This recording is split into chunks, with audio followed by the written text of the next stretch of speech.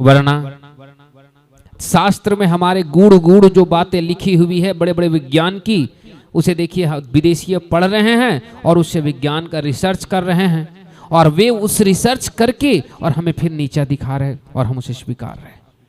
यही समस्या है हमारे सनातन परंपरा में। हम कहते तो बहुत बार बार हैं कि विज्ञान तो हमारे सनातन धर्म के अंदर है, पर रिसर्च कौन करेगा? कौन रिसर्च करेगा? कर रहे हैं विदेशी, और फिर सनातन धर्म को साइड कर देते हैं। कहना बड़ा आसान है कि सनातन में विज्ञान है, पर उस विज्ञान को सामने लाना होगा, और इस विज्ञान को तभी आप सामने ला सकते हैं जब इन 6 शास्त्रों का आप अपने बच्चे को ज्ञान देंगे।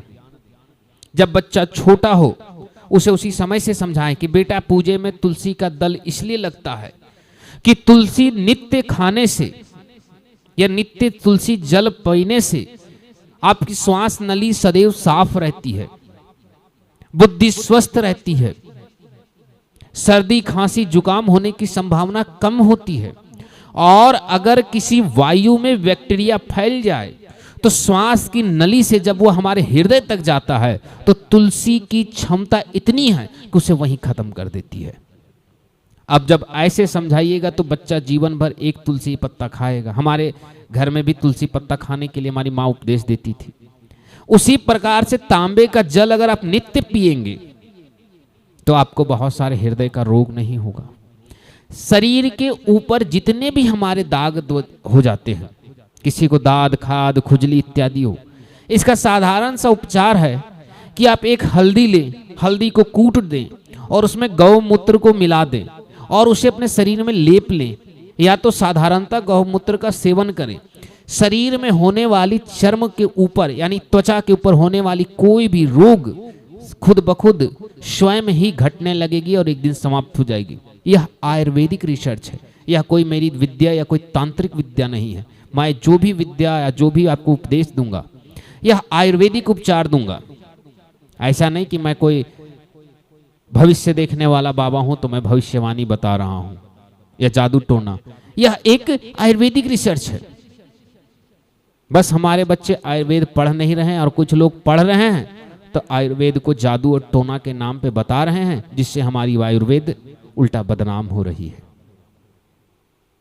इसलिए आयुर्वेद की सम्मान करें और तांबे की बर्तन का प्रयोग करें। जब आप प्रातःकाल नित्य सुबह उठें तो तांबे के बर्तन में सोने से पहले थोड़ा सा जल रखें, उसमें एक तुलसी का पत्ता डालें और सुबह उस पानी को पी लें। और अगर पीने में आपको स्वाद खराब लगे तो उसमें थोड़ी सी मधु मिला दें।